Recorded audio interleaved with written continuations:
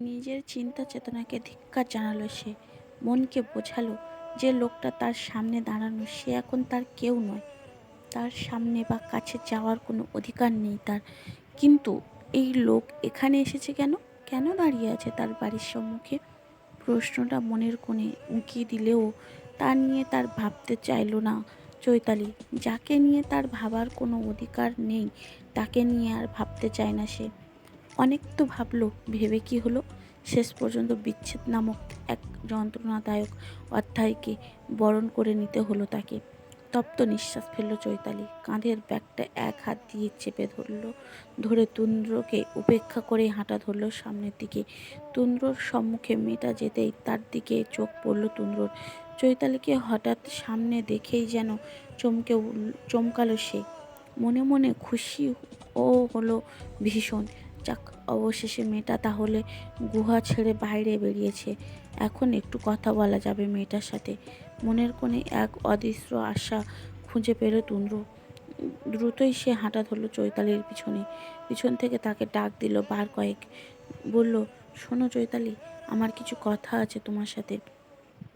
চৈতালি শুনল না, একবার ফিরেও তাকালো না তুন্দ্রর মনে। উল্টো সে তার পায়ের গতি বাড়িয়ে দিল আরও। এখান থেকে পালাতে পারলেই যেন এই মুহূর্তে বাঁচে সে। তুন্দ্র আবারও পিছন থেকে ডাকলো তাকে। বলল, চৈতালি প্লিজ দাঁড়াও, কথা শোনো আমার। চৈতালি দাঁড়ালো না এবারও। সে যেন শুনতেই পায়নি তুন্দ্রর ডাক। সম্পূর্ণভাবে তাকে উপেক্ষা করে সে হেঁটে চলেছে দ্রুত গতিতে। শেষে আর উপায় না পেয়ে তুন্দ্র গলার জোর বাড়ালো আরও। এক প্রকার চিৎকার করে সে বলল, আমি তোমাকে ভালোবাসি চৈতালি, ভীষণ ভালোবাসি। থমকে গেল চৈতালি। পা জোড়া যেন থেমে গেল ওইখানে। কি বলল তুন্দ্র? সে ভালোবাসে চৈতালিকে? তুন্দ্র কি এটাই বলল নাকি ভুল শুনেছে সে? কাল বলল ভালোবাসি না, আজ বলছে ভালোবাসি। নিজের কানকে যেন বিশ্বাস করতে পারছে না চৈতালি। তড়িৎ গতিতে পিছনে ফিরে তাকালো সে। সে ঠিক শুনল নাকি ভুল, বিষয়টাতে নিশ্চিত হওয়ার উদ্দেশ্যে আবারও সে জিজ্ঞেস করলো, কি বললেন আপনি একটু আগে? আবার বলুন। ততক্ষণে তুন্দ্র পা চালিয়ে গিয়ে দাঁড়িয়েছে চৈতালির মুখোমুখি। মেয়েটার চোখে চোখ রেখে আবারও সে বলল, আমি তোমাকে ভালোবাসি। মুহূর্তেই চোখ মুখ শক্ত হয়ে উঠল চৈতালির। এক মুখে কত কথা বলে এই পুরুষ। কাল ভালোবাসে না বলে বিচ্ছেদ চাইলো, আর আজ ভালোবাসি বলে রাস্তায় পিছু করছে। ভালোবাসা কি হাতের ময়লা নাকি? চৈতালি অগ্নি দৃষ্টিতে তাকালো তুন্দ্রর পানে। শক্ত কণ্ঠে বলল, নাটক শুরু করেছেন? ভালোবাসেন না বলে ডিভোর্স দিলেন, এখন ডিভোর্সের পর বলছেন ভালোবাসেন। তোমার সাথে আমার ডিভোর্স হয়নি কোনো। আইনত তুমি এখনও আমার স্ত্রী। অবাক হলো চৈতালি। সে নিজের ডিভোর্স পেপারে সই করলো। তুন্দ্রর সই তো আগেই থেকেই করা ছিল, তাহলে ডিভোর্স হয়নি কিভাবে? চৈতালি অবাক সুরেই বলল, মানে আমি সেদিন নিজে ডিভোর্স পেপারে সই করেছি, আপনিও করেছেন, তাহলে ডিভোর্স কিভাবে হলো না? তন্দ্র শীতল দৃষ্টিতে তাকালো চৈতালির পানে। বেশ শান্ত কণ্ঠে বলল, সে পেপার ছিঁড়ে ফেলেছি আমি, কোর্টে সাবমিট করিনি। আর যতদূর মনে পড়ে তোমাকেও কখনো আমার মুখ থেকে 3 তালাকও দিইনি আমি। ইনফ্যাক্ট তালাক শব্দটা উচ্চারণও করিনি। তাহলে আমাদের ডিভোর্স কিভাবে হলো? চৈতালি অবাক হলো দ্বিতীয় দফায়। ডিভোর্স ডিভোর্স করে এত কিছু করে সেই লোক কি এখন কিনা বলছে ডিভোর্স পেপার ছিঁড়ে ফেলেছে, সে সাবমিট করেনি কোর্টে? চৈতালি আবারও অবাক কণ্ঠে শোধালো, ডিভোর্স পেপার ছিঁড়ে ফেলেছেন কেন? আপনি নিজেই তো ডিভোর্স চেয়েছিলেন তখন। তন্দ্র অপরাধীর মতো তাকালো চৈতালির পানে। কাতর কণ্ঠে বলল, হ্যাঁ চেয়েছিলাম, কারণ তখন আমি জানতাম না অনেক কিছুই, আর এখন জেনেছি, বুঝেছি আমি ভালোবাসি তোমাকে, তাই ছিঁড়ে ফেলেছি সেই ডিভোর্স পেপার। রাগ লাগলো চৈতালির। তার সাথে কি ডিভোর্স খেলা শুরু করেছে এই পুরুষ? ডিভোর্স চাইলেও অনেক কষ্টে নিজেকে মানিয়ে সে মেনে নিয়েছে এই ডিভোর্স। নিজের ভালোবাসার মানুষের সাথে বিচ্ছেদ, এটা কি কোনো অল্প স্বল্প কথা? তবুও নিজের কষ্টগুলোকে ভিতরে চেপে রেখে সামনে নেওয়ার চেষ্টা করে চৈতালি। কিন্তু এই পুরুষ কি শুরু করেছে তার সাথে? একবার তাকে কষ্ট দিয়েও কি মন ভরেনি আর? তাই রোজ নতুন নতুন নাটক করতে চলে আসে নাকি? সে কি ক্ষতি করেছে, সে কি ক্ষতি করেছে এই পুরুষের প্রতিশোধ লোকটা এভাবে নিচ্ছে। কান্না পেল চৈতালির, কিন্তু কাঁদল না সে। অনেক কষ্টে নিজের কান্না সংবরণ করে কণ্ঠে কাঠিন্য এনে বলল, নাটক শুরু করেছেন আমার সাথে? আমাকে কি আপনার খেলনা মনে হয় যে যখন ইচ্ছে ডিভোর্স পাঠিয়ে দেবেন, বলবেন সই করে দিতে, আবার যখন ইচ্ছে আসবেন বলবেন ভালোবাসি তোমাকে, ডিভোর্স পেপার ছিঁড়ে ফেলেছি, তোমার আমার ডিভোর্স হয়নি? জীবনটাকে কি অভিনয়ের জন্য মঞ্চ বানিয়ে ফেলেছেন নাকি মিস্টার তুন্দ্র মির্জা? আসলে আমি বুঝতে পারিনি। আমি কথাটা সম্পন্ন করতে পারল না তুন্দ্র। কথার মাঝপথে হাত উঠিয়ে তাকে থামিয়ে দিল চৈতালি। শক্ত কণ্ঠে মেয়েটি বলল, আমার আপনার থেকে কিছু শোনার নেই আর। আপনার ভাষ্যমতে আপনি ডিভোর্স দেননি আমাকে, তাই তো? ঠিক ঠিক আছে, সমস্যা নেই। আমি আমার ভাইদের সাথে কথা বলবো এই বিষয়ে।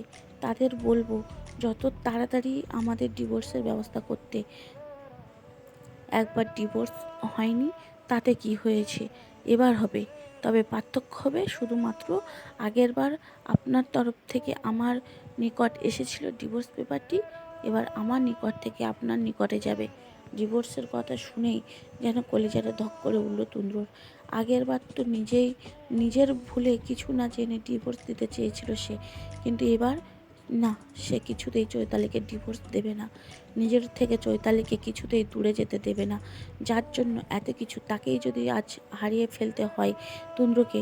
তুন্দ্র অস্থির হয়ে উঠল, এগিয়ে গেল চৈতালির দিকে, নিজের দুহাত বাড়িয়ে আলতোভাবে ধরল চৈতালির দুহাত। অপরাধীর কণ্ঠে বলল, আমি মানছি আমি ভুল করেছি, তাই বলে তুমি আমাকে এত বড় শাস্তি দিও না প্লিজ। আমার কথাটা শুধুমাত্র শোনো একবার।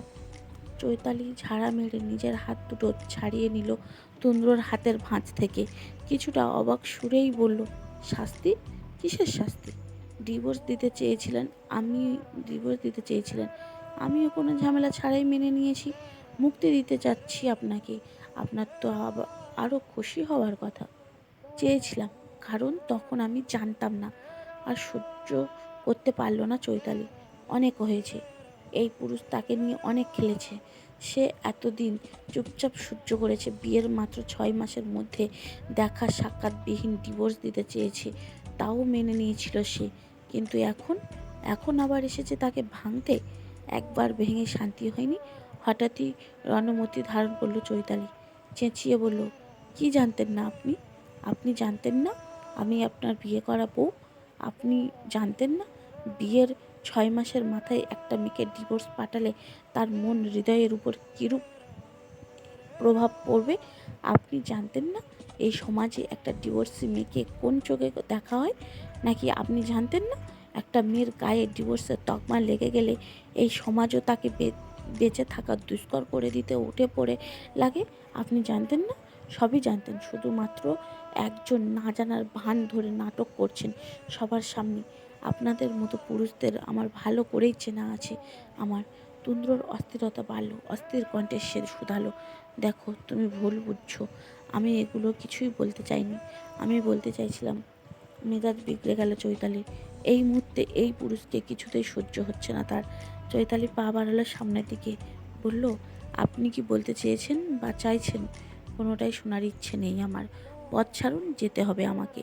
তুন্দ্র পথ ছাড়ল না চৈতালি, উল্টো তার পথ আগলে দাঁড়ালো। সে অতঃপর বলল, প্লিজ চৈতালি, আমার পুরো কথাটা শোনো, তারপর না হয় যা শাস্তি দেওয়ার দিও। আমি তোমার সব শাস্তি মাথা পেতে নেব। চৈতালি শুনল না কোনো কথা, ধাক্কা মেরে নিজের সামনে থেকে সরিয়ে দিল তুন্দ্রকে। কাট কাট কণ্ঠে বলল, যা করেছেন অনেক করেছেন, অনেক সহ্য করেছি, আমি আর সহ্য করতে পারছি না। আপনি আমার সামনে আসবেন না, আর আপনাকে বিরক্ত করার দুঃসাহসও করবেন না। আমাকে বিরক্ত করার দুঃসাহসও করবেন না। এরপরও যদি করেন তবে আমি আমার ভাইদের ব্যাপারটা জানাতে বাধ্য হব। কথাটা বলেই হনহন করে চলে গেল চৈতালি। তুন্দ্র আহত হলো, ক্ষতবিক্ষত হলো তার হৃদয়। অসহায় দৃষ্টিতে সে তাকিয়ে রইল চৈতালির যাওয়ার পানে। নিকষ কালো অন্ধকারে ছেয়ে গেছে চারিদিক। ধীরে ধীরে রাতের গভীরতা বাড়ছে। ঘড়ির কাঁটা টিক টিক জানান দিচ্ছে রাত 12টা। চারদিকে শুনশান নীরবতা বিরাজমান। এই জনমানবপূর্ণ শহরটায় জনমানবের কোনো সাড়া শব্দ নেই এই মুহূর্তে। হয়তো ঘুমিয়ে পড়েছে সবাই, শুধুমাত্র ঘুম নেই তুন্দ্রর চোখে। নিজ কক্ষের জানালা ঘেঁষে দাঁড়িয়ে আছে সে, দৃষ্টি তার হাতের মোবাইলের স্ক্রিনে। মায়ের কাছ থেকে অনেক কষ্টে, অনেক অনুনয়ের পর চৈতালির নাম্বারটা পেয়েছে সে, কিন্তু কল করতে সাহস পাচ্ছে না। কল ধরে মেয়েটা ঠিক কী ধরনের প্রতিক্রিয়া দিবে বুঝতে পারছে না। তাছাড়া রাত তো কম হয়নি, মেয়েটা কি ঘুমিয়েছে? হয়তো ঘুমিয়েছে। এই সময় কল করাটা কি ঠিক হবে? কিন্তু মনকেও যে মানাতে পারছে না সে কিছুতেই। মেয়েটাকে বুঝিয়ে কতক্ষণ না নিজের কাছে ফিরিয়ে আনতে যতক্ষণ না নিজের কাছে ফিরিয়ে আনতে পারছে ততক্ষণে সে শান্তি পাবে না কিছুতেই। তপ্ত নিঃশ্বাস ফেলল তুন্দ্র, আর ভাবল না বেশি। ডায়াল করলো চৈতালির নাম্বারে। পরে যা হবার হবে। এমনিতেই ও তো কম কিছু হয়নি, ইতিমধ্যে কম অপরাধ তো সে করেনি। এখন না হয় মাঝরাতে মেয়েটার ঘুম ভাঙানোর মতো আরও একটা অপরাধও করে ফেলুক সে। তুন্দ্রর ভাবনার মধ্যে ওপাশ থেকে কলটা রিসিভ করলো চৈতালি। ভদ্র কণ্ঠে বলল, হ্যালো, আসসালামু আলাইকুম। কে বলছেন? তুন্দ্র শুনল চৈতালির কণ্ঠস্বর। মেয়েটার কণ্ঠে ঘুমের লেশ মাত্র নেই।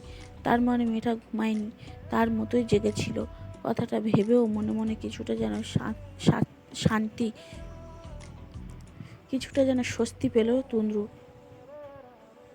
ভাবলো হয়তো মেয়েটার হৃদয়েও তার মতো ঝড় চলছে, যার কারণে ঘুমাতে পারেনি মেয়েটা। এপাশ থেকে কোনো উত্তর না পেয়ে কিছুটা তেতে গেল চৈতালি। একে তো এত রাতে কল করেছে, তার উপর কথা বলছে না।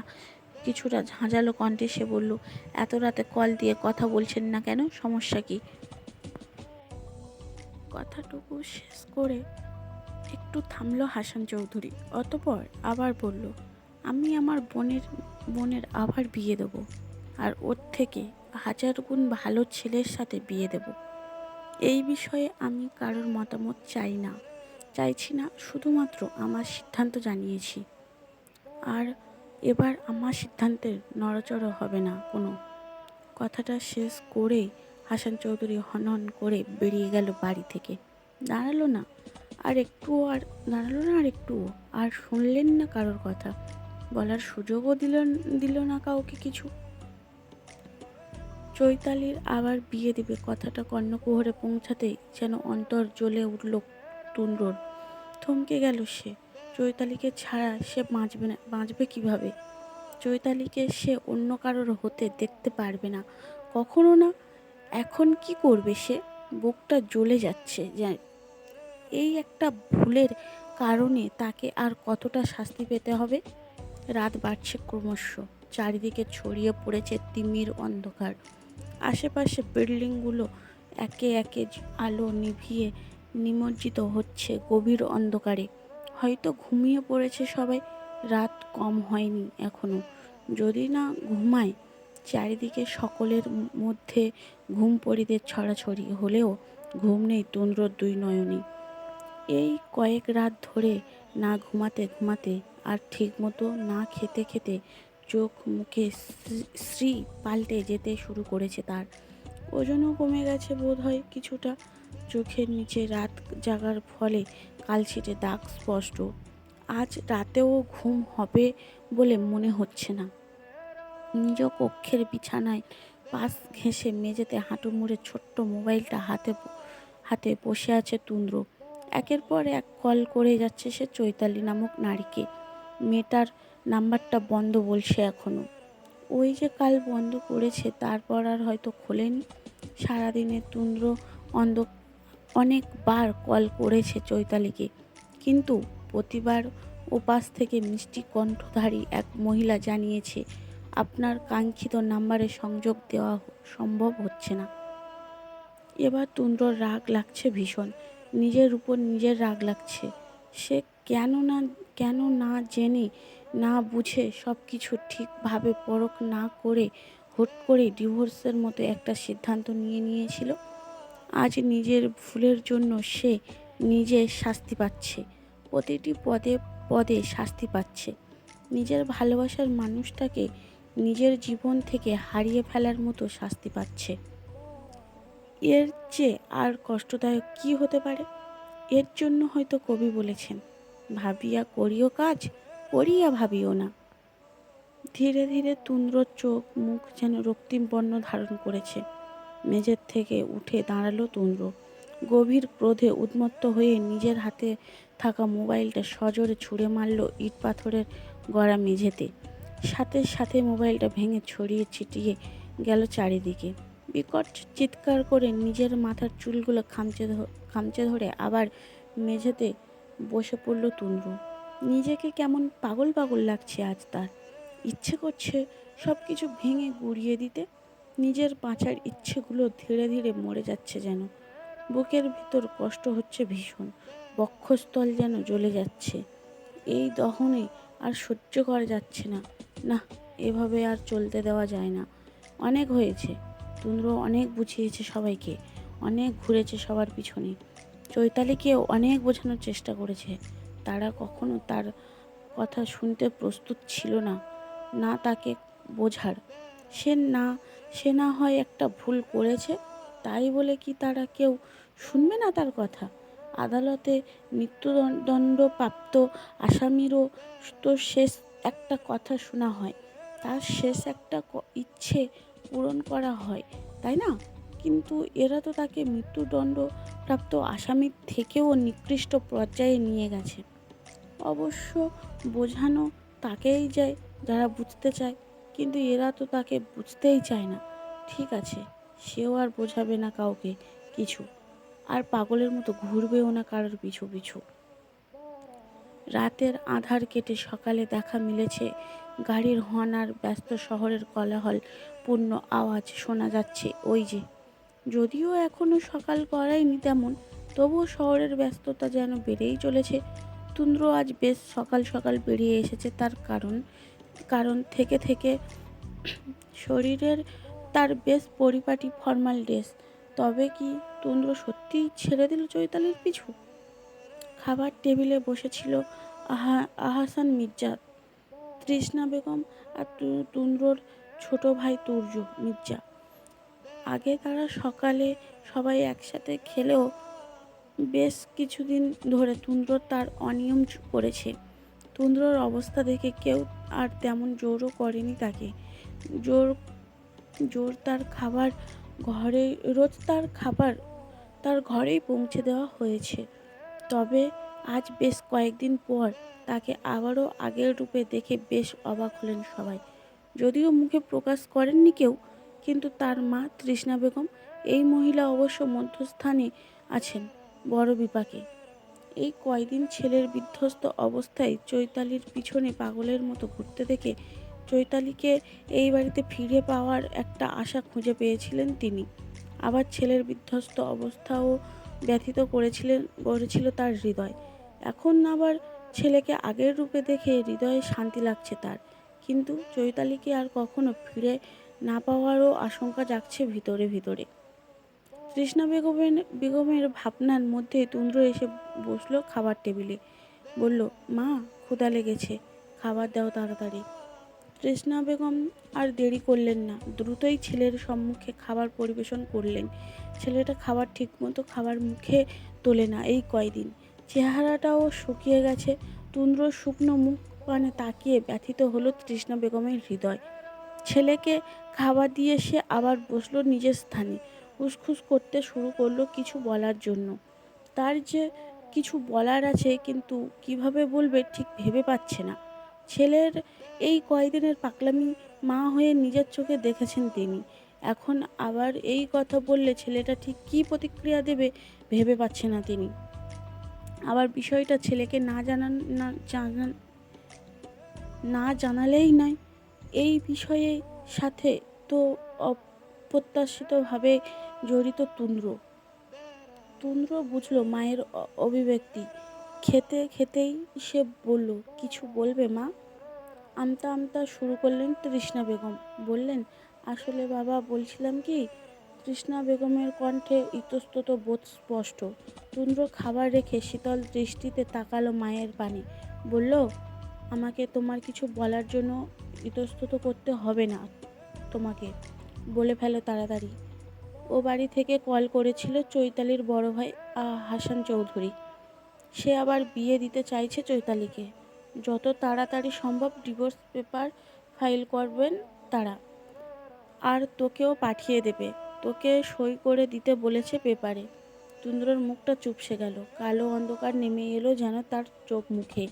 মলিন কণ্ঠে সে মায়ের উদ্দেশ্যে প্রশ্ন ছুড়ে দিল, চৈতালি কি রাজি আবার বিয়ে বিয়ে করতে?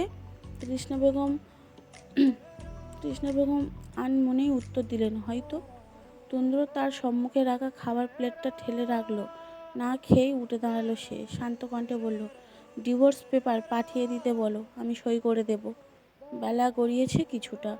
সূর্য ঘুরতে ঘুরতে চলে এসেছে মাথার উপরে। তেজও ছড়াচ্ছে সকালের দিন দ্বিগুণভাবে। চৈতালির কলেজে শেষ হয়েছে মাত্র কিছুক্ষণ আগে। হেঁটেই বাড়ি ফিরছিল সে। কলেজ থেকে তার বাড়ি দূরে নয় বেশি। আবার এই মধ্য দুপুরে রাস্তাঘাটের মানুষও তেমন নেই। একা একাই যেন পুরো রাস্তা জুড়ে রাজত্ব করে চলেছে চৈতালি। অবশ্য তার সেদিকে কোনো খেয়ালই নেই। সে তো নিজের জীবনের হিসাব মেলাতে ব্যস্ত। মাত্র 6টা মাস, তার সুন্দর জীবনটা কোথা থেকে কোথায় গিয়ে দাঁড়ালো। এটাই বুঝি তার তাকদীরের খেলা। বুক চিরে দীর্ঘশ্বাস বেরিয়ে এলো চৈতালির। আনমনেই সে হেঁটে চলল বাড়ির রাস্তা ধরে। মাঝপথে আসতে হঠাৎ করে কোথা থেকে একটা মাইক্রো বাস এসে ব্রেক কষল চৈতালির সম্মুখে। হকচকিয়ে উঠল সে। এতক্ষণ অন্যমনস্ক থাকার বিষয়টাতে একটু বেশি চমকালো সে। আকস্মিক ঘটনায় হৃদযন্ত্রটাও লাফিয়ে উঠল প্রচণ্ডভাবে। ইস, আর একটু হলেই তার মৃত্যু অবধারিত ছিল। কিন্তু সে মরল না, বেঁচে আছে এখনো। অবশ্যই মরলে খারাপ হতো না। জীবনের এই পর্যায়ে এসে সে ইতি টানত দুনিয়ার সকল বেড়াজাল থেকে। এত দুঃখ কষ্ট যাতনা আর হয়তো থাকতো না তার। এখন পৃথিবী নামক কঠিন মায়াজাল থেকে হয়তো মুক্তি পেত সে। কেন মরল না আজ সে? সৃষ্টিকর্তার আবার কেন বাঁচিয়ে দিল তাকে? তপ্ত নিঃশ্বাস ফেলল চৈতালি। কাঁধ ব্যাগটা চেপে পা বাড়ালো সামনের দিকে।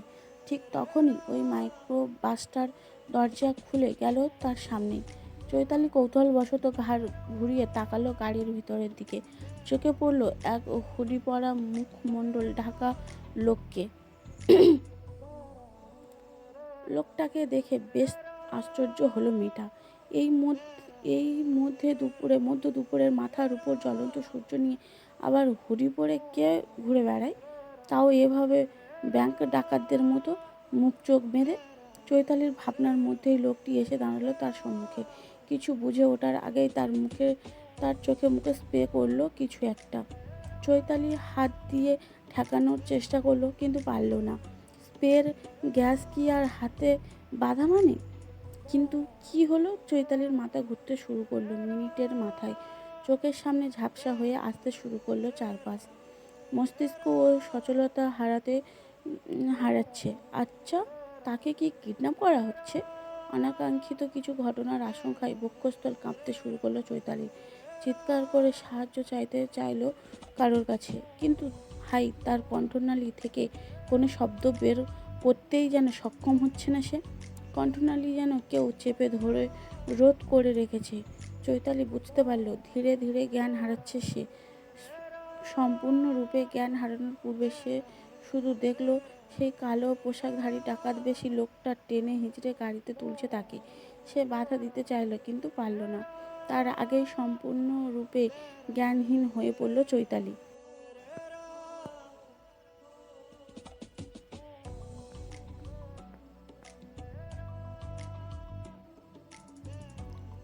গভীর রাত, চারিদিকে নীরব নিস্তব্ধতার বিচরণ। নেই কোনো কোলাহল, জনমানবের কোনো সাড়া শব্দ পাওয়া যাচ্ছে না একদম। শুধু শোনা যাচ্ছে মৃদু কণ্ঠে ঝিঝি পোকাদের কণ্ঠস্বর। চৈতালি শটান হয়ে শুয়ে আছে ড্রিম লাইটের ঝাপসা আলোয় ঘেরা অন্ধকারচ্ছন্ন একটি রুমের বিছানার একপাশে। বেশ কিছুক্ষণ যেতেই একটু নড়ে চড়ে উঠল চৈতালি। বোধহয় জ্ঞান ফিরল তার। পিট করে চোখ খুলে তাকালো সে। প্রথমবার চোখ খুলতেই তার চোখের সম্মুখে সব কিছু ঝাপসা দৃশ্যমান হলো। দ্রুতই সে আবার চোখ দুটো বন্ধ করে নিল। কিছুটা সময় নিয়ে খুলল চোখ দুটো। ড্রিম লাইটের মৃদু আলো দেখতে পেল মাথার উপর। মাথাটাও কেমন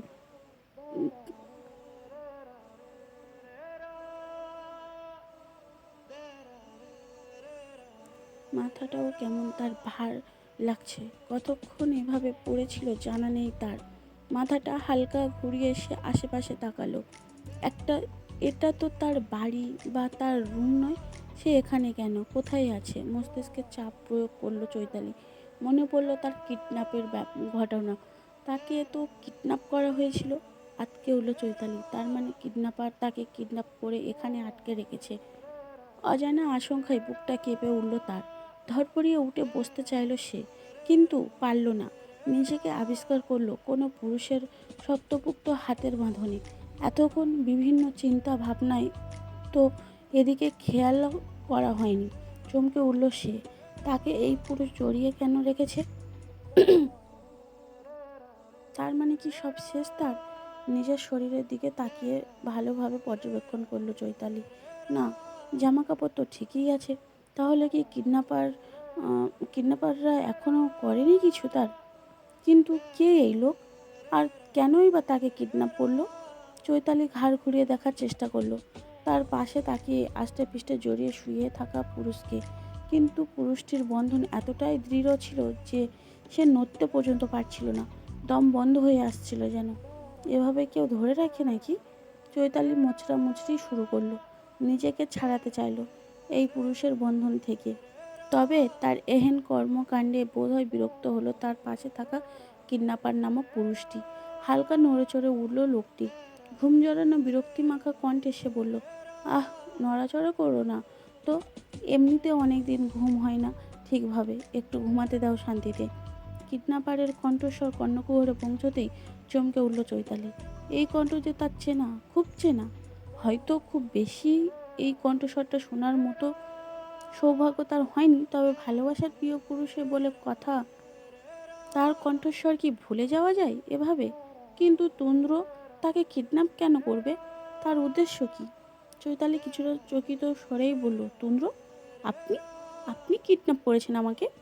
তুন্দ্র ঘুম জড়ানো কণ্ঠেই উত্তর দিল, হুম। ক্রোধে ফুঁসে উঠল চৈতালি। এত কিছু করেও এই লোকের মন ভরেনি, এখন আবার কিডন্যাপ করে নিয়ে এসেছে তাকে। এতটা অতন পতন হয়েছে এই লোকের। লোকটাকে এতটাও বাজে সে ভাবেনি কখনো। গভীর ক্রোধে উন্মত্ত হলো চৈতালি। তীব্র রাগে ধাক্কা মারল তুন্দ্রকে। আকস্মিক হামলায় চৈতালির কাছ থেকে কিছুটা দূরে সরে গেল তুন্দ্র। চৈতালি দ্রুতই উঠে বসলো। পাগলের ন্যায় দৌড়ে গেল দরজার কাছে। দরজা খোলার চেষ্টা ব্যস্ত হয়ে পড়ল সে। তুন্দ্র দৌড়ে গেল তার কাছে। শক্ত হাতে ধরল মেয়েটার হাতটা। কিছুটা অস্থিরতা নিয়ে বলল, পাগলের মতো কোথায় ছুটছ? চৈতালি ফিরে তাকালো তুন্দ্রর পানে। অগ্নিঝরা কণ্ঠে বলল, ছাড়ুন আমার হাত, ছাড়ুন, আমি বাড়ি যাব। তুন্দ্র আলতোভাবে জড়িয়ে ধরল চৈতালিকে। কিছুটা শান্ত ভঙ্গিতে বলল, বাড়ি? কোন বাড়ি? তুমি তো তোমার বাড়িতেই আছো। ভ্রু কুঁচকালো চৈতালি। বলল, মানে? মানে এটা আমার বাড়ি, অর্থাৎ তোমার স্বামীর বাড়ি। তার মানে তোমারও বাড়ি। দাঁতে দাঁত চাপলো চৈতালি। বলল, কিসের স্বামী? আপনার সাথে ডিভোর্স হয়ে গেছে আমার। তুন্দ্র আর একটু শক্ত করে জড়িয়ে ধরলো চৈতালিকে। বলল, কোনো ডিভোর্স হয়নি আমাদের। আইনত তুমি এখনো আমার স্ত্রী।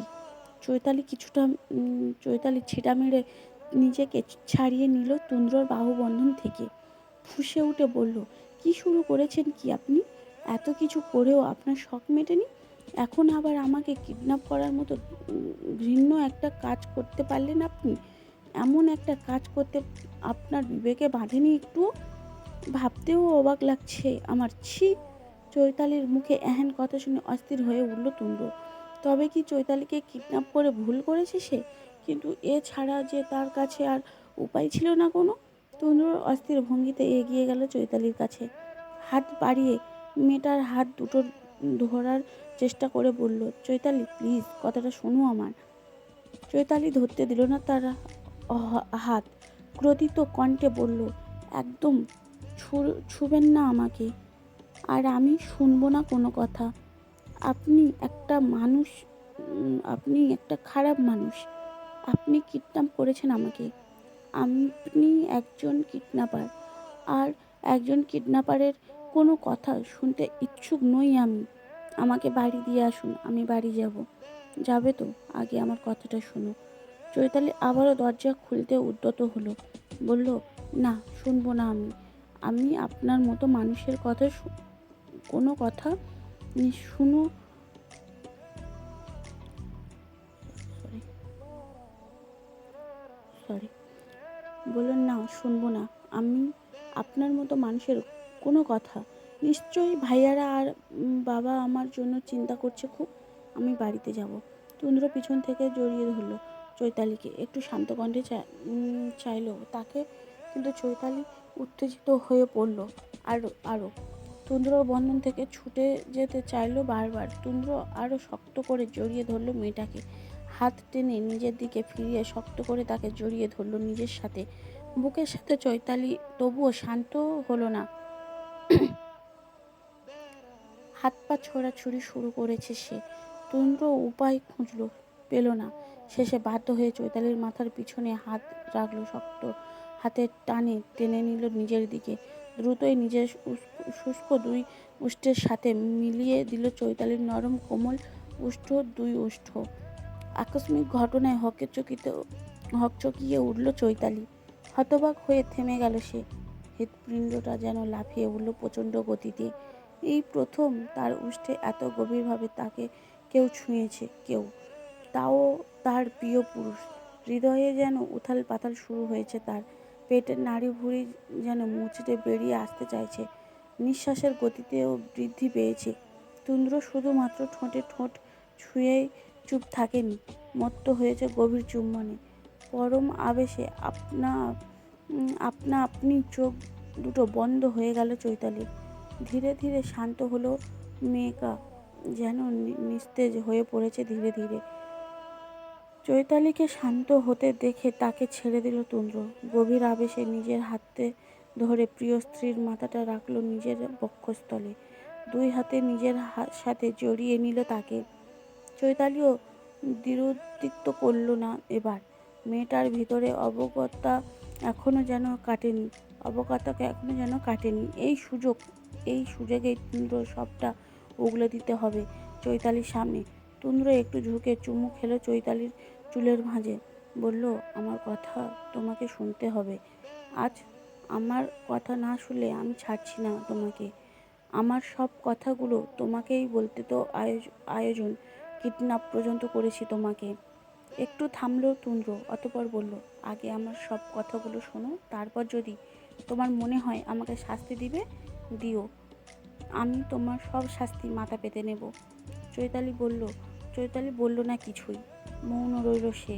তুন্দ্র তার মৌনতায় সম্মতি ভেবে নিয়ে বলতে শুরু করলো সবটা। একে একে সব বলে ক্ষান্ত হলো সে। চৈতালিও তুন্দ্রর বুকে মাথা রেখে শুনল সবটা। তুন্দ্রর বলার শেষে তাকে ছেড়ে দূরে সরে দাঁড়ালো চৈতালি। গোল গোল চোখে তাকালো তুন্দ্রর পানে। বলল, তার মানে আপনি আমাকে আগে থেকেই ভালোবাসেন? আমাকে পাওয়ার জন্যই ডিভোর্স দিতে চেয়েছিলেন আমাকে? তুন্দ্র এগিয়ে গিয়ে আলতোভাবে চৈতালির দু হাত নিয়ে নিল নিজের হাতের ভাঁজে। কাতর কণ্ঠে বলল, আমি তোমাকে ভালোবাসি চৈতালি, ভীষণ ভালোবাসি। তোমাকে ছাড়া বাঁচতে পারবো না আমি। প্লিজ, আমাকে বাঁচার একটা সুযোগ দাও তুমি। তুমি যেটা করেছি আমি যেটা করেছি না জেনে ভুল করে, সেখানে তুমি জেনে শুনে আমার জীবনটা শেষ করে দিচ্ছ। শুনেছি ভুল করে নাকি মহান সৃষ্টিকর্তার কাছে মাপ চাইলেও সে মাপ করে দেয়, আর তুমি করবে না? চৈতালি তাকালো তুন্দ্রর পানে, ভাবলো কিছু একটা। অতঃপর, আপনি যে মেয়েটাকে ভালোবাসতেন সেটা যদি আমি না হতাম, তবে আজ সত্যি ডিভোর্স হয়ে যেত আমাদের, তাই না? চৈতালির কথায় তুন্দ্রের অস্থিরতা বাড়ল, বই কমলো না। অস্থির কণ্ঠে সে বলল, তেমনটা হয়নি তো। সৃষ্টিকর্তা আমার ভালোবাসার নারীটাকে তুমি রূপেই তো পাঠিয়েছে, তাই না? তাহলে প্লিজ এই কথাগুলো বলো না আর। আমি ভুল করেছি, অন্যায় করেছি। আমাকে মারো, কাটো, যা খুশি করো, আমি বাধা দেব না। তবুও আমাকে ছেড়ে যেও না। আমাকে শেষ একটা সুযোগ দাও। ফিরে এসো আমার কাছে প্লিজ চৈতালি। আমাকে এভাবে শেষ করে দিও না।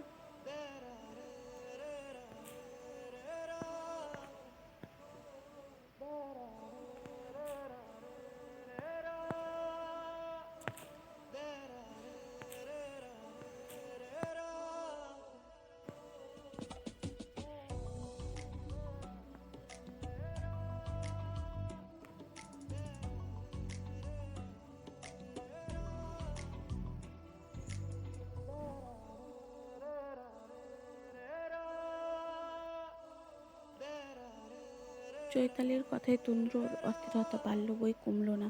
অস্থির কণ্ঠে সে বলল, তেমনটা হয়নি তো। সৃষ্টিকর্তা আমার ভালোবাসার নারীটাকে তুমি রূপেই তো পাঠিয়েছে, তাই না?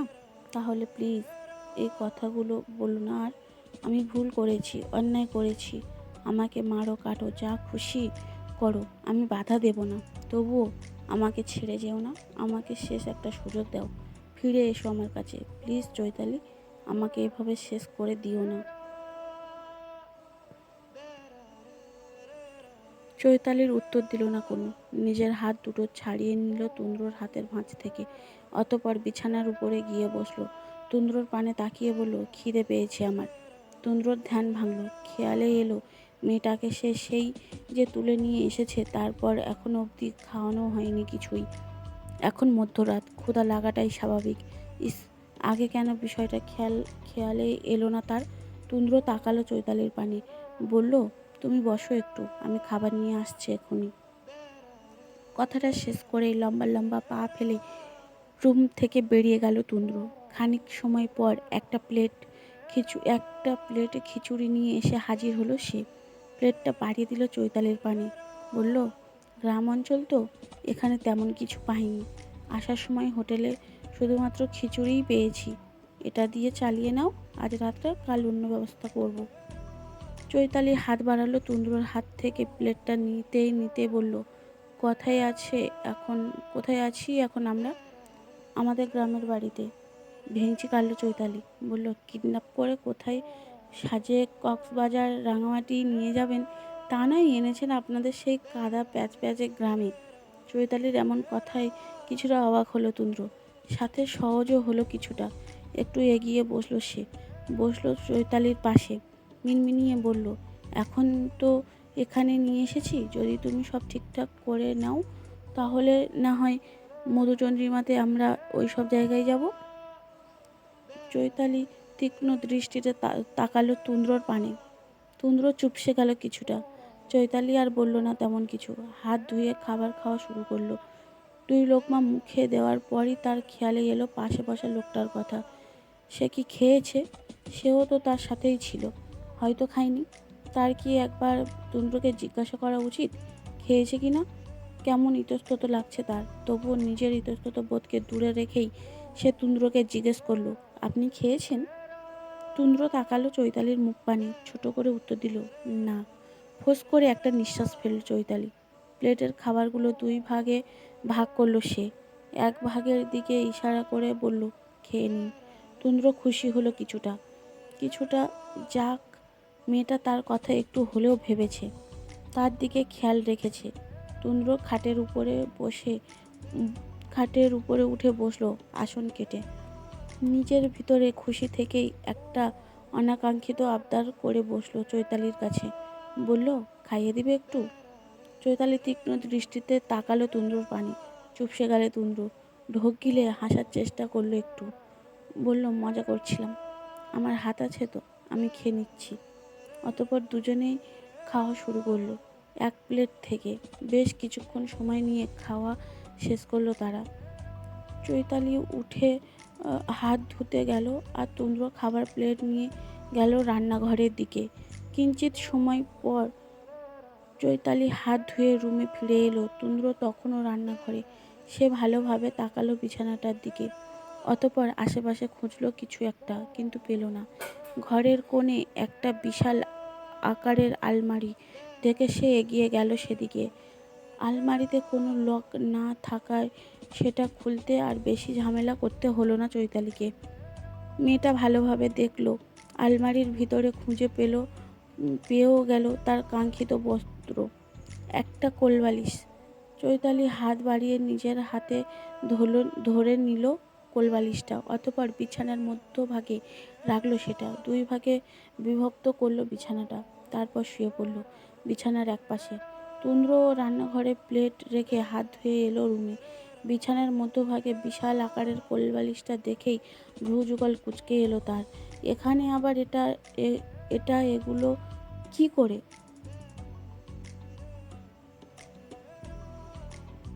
এলো কি করে? সে তো কোনো কোলবালিশ বের করেনি। হাত বাড়িয়ে সে কোলবালিশটা সরাতে গেলেই অমনি লাফিয়ে উঠে বসলো চৈতালি। বলল, এ কি, কোলবালিশ কেন সরাচ্ছেন? তুন্দ্র ভ্রু কোঁচকানো ভ্রুজোড়া কুঁচকে এলো আবারও। বলল, মানে এটা এখানে কেন? আমি ঘুমাবো তো। চৈতালি হাত উঁচিয়ে দেখালো কোলবালিশের ওপার প্রান্ত। বলল, আপনি কোলবালিশের ওই প্রান্তে ঘুমাবেন আর আমি এই প্রান্তে। সাথে সাথে চৈতালির বক বক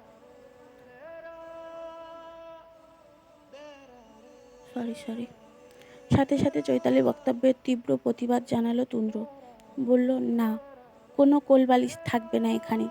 আমি কিছুতেই তোমার পাশ ছেড়ে কোলবালিশের অপর প্রান্তে ঘুমাবো না। ভ্রু কোঁচকালো চৈতালি। বলল, কেন, সমস্যা কি?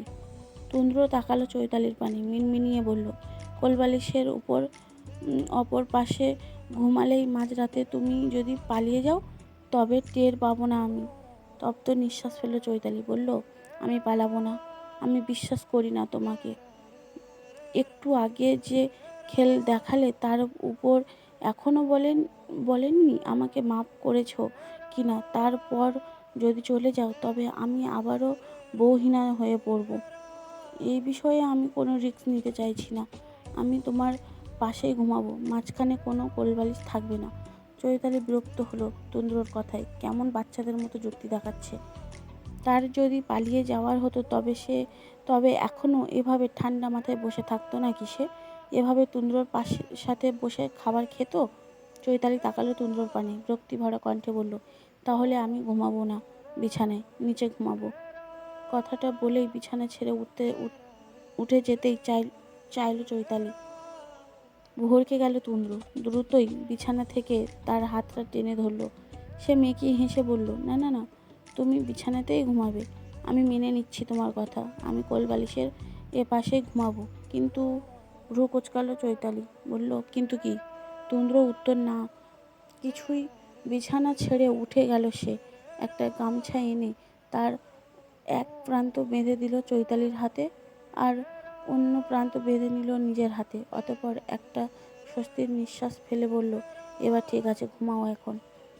এভাবে গামছার দুই প্রান্তই দুজনের হাতে বাঁধতে দেখে অবাক হলো চৈতালি। অবাক সুরেই সে বলল, গামছা কেন বাঁধলেন? তুন্দ্র গামছার বাঁধনটা আর একটু শক্ত করতে করতে বলল, তুমি যদি আমাকে ছেড়ে যেতে চাও বা পালিয়ে যাও, তাই এটা বাঁধলাম। এটা যখনই খুলতে যাবে বা টান পড়বে তখনই আমি বুঝে যাব তুমি ছেড়ে চলে যেতে চাইছো আমাকে। তখনই দ্রুত উঠে পড়তে পারবো আমি। চৈতালি দাঁতে দাঁত চাপলো।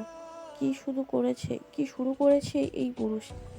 এগুলোকে বাচ্চামো ছাড়া আর কিছুই বলবে সে? আর কি বলবে সে? তার যদি পালিয়ে যাওয়ার পরিকল্পনায় থাকে তবে এই সামান্য গামছা কি বেঁধে রাখতে পারবে তাকে? যত্তসব আজগুবি কাণ্ড। চৈতালি কিছুটা বিরক্ত নিয়ে বলল, এত বড় একটা দামড়া পুরুষ হয়ে বাচ্চাদের মতো করছেন কেন? তুন্দ্র তাকালো চৈতালির পানে, বলল, দামড়া পুরুষ হয়ে তো বউ আটকে রাখতে পারলাম না, তাই দেখছি বাচ্চা হয়ে আটকে রাখতে পারি কিনা। চৈতালি কথা বাড়ালো না আর। এর সাথে কথা বলার বেকার। চুপচাপ সে শুয়ে পড়ল অন্যদিকে ফিরে। কিন্তু অন্যদিকে ফিরেও শান্তি নেই যেন। খানিক সময় পর হাতে টান পড়ল আর বিরক্ত হলো চৈতালি। নাক মুখ কুঁচকে ফিরে তাকালো তুন্দ্রর পানে। বলল, কি হয়েছে? ঠোঁট টেনে হাসলো তুন্দ্র। বলল, দেখলাম বাঁধনটা ঠিকঠাক কাজ করেছে কিনা। কথাটা শেষ করেই বিছানায় শুয়ে পড়ল সে। চৈতালিও মুখ ঘুরিয়ে নিল। কথায় কথা বাড়বে। তার থেকে চুপ থাকাই শ্রেয়। এই মুহূর্তে একটু শান্তি চাই তার। চৈতালি আবার শুয়ে পড়ল অন্যদিকে ফিরে, কিন্তু ঘুম নেই তার দুই চোখে। একে একে ভাবছে সে তুন্দ্রর বলা সব কথাগুলো। সে কি মাফ করে দিবে তুন্দ্রকে? আবারও স্বামী হিসেবে মেনে নেবে তাকে? আর যদি তুন্দ্রর ভালোবাসার নারীটি সে না হতো, তবে তো এতদিনে তার আর তুন্দ্রের ডিভোর্স হয়ে যেত। পরক্ষণে আবার ভাবল, তা তো হয়নি, তবে সে বিষয়ে ভাবনার কোনো মানে আছে কি? আর তাছাড়াও সেও তো এর জন্য কম শাস্তি দেয়নি ছেলেটাকে। আর সে নিজেও তো কষ্ট পেয়েছে অনেক। এখন সৃষ্টিকর্তা যখন তার কষ্ট কমাতে আবারও এই তার প্রিয় পুরুষটাকে পাঠিয়ে দিয়েছে তার কাছে, তাকে কি এভাবে পায়ে ঠেলে ঠেলে দেওয়া ঠিক হবে? কিছুই যেন আজ ভাবতে পারছে না চৈতালি। মস্তিষ্কে জট পাকিয়ে রয়েছে সব। তার কি করা উচিত এখন? চৈতালির মন বলছে ছেলেটাকে একটাবার অন্তত সুযোগ দেওয়া উচিত। মাপ চাইলেও তো স্বয়ং সৃষ্টিকর্তাও মাপ করে দেয়, আর সে তো মানুষ মাত্র। ভাবতে ভাবতে কত সময় কেটে গেল জানা নেই তার। এখন একটু ওয়াশরুমে যাওয়া প্রয়োজন তার। প্রাকৃতিক ডাক উপেক্ষা করার সামর্থ্য নেই তার। চৈতালি উঠে বসলো বিছানায়। গায়ের ওড়নাটা ঠিকঠাক করে উঠে যেতে চাইল সে। অমনি বিছানায় লাফিয়ে উঠে বসলো তুন্দ্র। বড় বড় চোখ করে বলল, আমাকে ছেড়ে চলে যাচ্ছ তুমি? অবাক হলো চৈতালি। একটু সময়ের জন্য সে ভুলে গেছিল তার হাতে বাঁধা গামছার কথা। অবাক সুরেই সে বলল, ছেড়ে চলে কেন যাব? ওয়াশরুমে যাচ্ছি আমি। একটু স্বস্তি পেল বুঝি তুন্দ্র। তার মানে মেয়েটা পালিয়ে যাচ্ছে না। চোখ মুখ থেকে চিন্তার রেশ কাটলো তার। বিছানা থেকে উঠে দাঁড়ালো তুন্দ্র। বলল, চলো। ভ্রু কোঁচকালো চৈতালি। বলল, আপনি কোথায় যাবেন? কেন, ওয়াশরুমে? এবার ফুঁসে উঠল চৈতালি। না, আর সহ্য করা যাচ্ছে না। সেই তখন থেকে এই লোক একের পর এক বাচ্চামো করেই যাচ্ছে। এত বড় দামড়া ছেলেও যদি এভাবে বাচ্চামো করে, তাহলে কি সহ্য করা যায়? দাঁতে দাঁত চাপলো চৈতালি। বলল, বাচ্চামো বন্ধ করুন, নয়তো একদম মাথা ফাটিয়ে ফেলব আপনার। তুন্দ্র তাকালো চৈতালির মুখ পানে। চোখ জোড়া ছোট ছোট করে বলল, আমি কি ওয়াশরুমের ভিতরে যাওয়ার কথা বলেছি নাকি? আমি বাইরে দাঁড়াবো, তুমি ভিতরে যাবে। ওয়াশরুম ঘরের ভিতরে, আপনাকে সেখানে যেতে হবে না। সেখানে আমি একাই যেতে পারবো। তুন্দ্র অসম্মতি জানালো চৈতালির কথায়। বাচ্চাদের মতো মাথা ঝাঁকিয়ে বলল, না, আমি যাব। তোমাকে বিশ্বাস নেই। ওয়াশরুমের কথা বলে যদি চলে যাও তুমি। মেজাজ খারাপ হলো চৈতালির। দাঁত কিরমির করলো সে। ওয়াশরুমে না গিয়েও তো উপায় নেই, চাপ বেশি। চোখ বন্ধ করে নিজেকে শান্ত করার চেষ্টা করলো সে। অতঃপর উঠে দাঁড়িয়ে হনহন করে হাঁটা শুরু করলো ওয়াশরুমের দিকে। তুন্দ্র সময় ব্যয় করলো না একটুও। পা চালিয়ে হাঁটা শুরু করলো চৈতালির পিছু পিছু।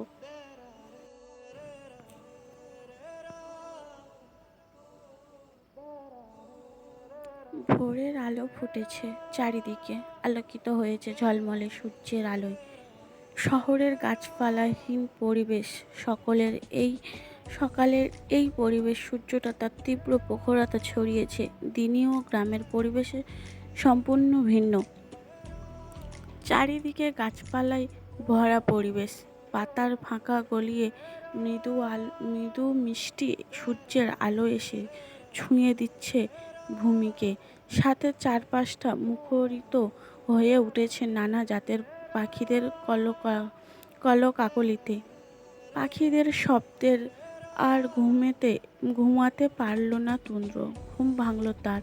চোখ না খুলেই অলসতা ভাঙতেই পুরো বিছানা জুড়ে গড়াগড়ি খেলো একবার। আর একবার গড়াগড়ি খেতে উদ্যত হলেই তার খেয়ালে এলো বিছানা খালি, অর্থাৎ পাশে নেই কেউ। চৈতালি তার পাশে নেই। ধপ করে চোখ মেলে তাকালো তুন্দ্র। তাকালো পাশ ফিরে। চৈতালি কোথায়? তাদের দুজনের হাতে বাঁধা সেই সেতুবন্ধনের গামছাটাও খুলে অবহেলায় গড়াগড়ি খাচ্ছে বিছানার উপরে। কলিজাটা ধক করে উঠল তুন্দ্রর। তবে কি চলে গেছে চৈতালি? কোথায় গেছে? এদিকে কিছুই তো চেনা জানা নেই মেয়েটার। তাহলে? পরক্ষণেই তার মন নেতিবাচক ইঙ্গিত দিল। বুঝল, আজকাল কি আর চেনা জানা লাগে? হাতে টাকা থাকলে আর মনে সাহস থাকলে পাড়ি দেওয়া যায় দূর দূরান্ত। আর ভাবতে পারল না তুন্দ্র। মনটা দিশেহারা হলো তার।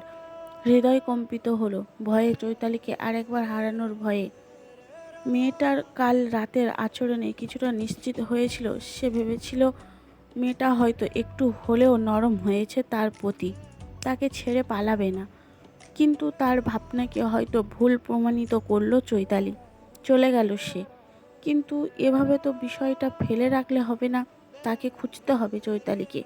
চৈতালি নামক রমণীর তার বন্ধন ভেঙে ঠিক যতবার পালানোর চেষ্টা করবে, ততবারই সে আবার ধরে বেঁধে হলেও তাকে নিয়ে আসবে নিজের কাছে। তবুও হারিয়ে যেতে দিবে না সম্পূর্ণরূপে।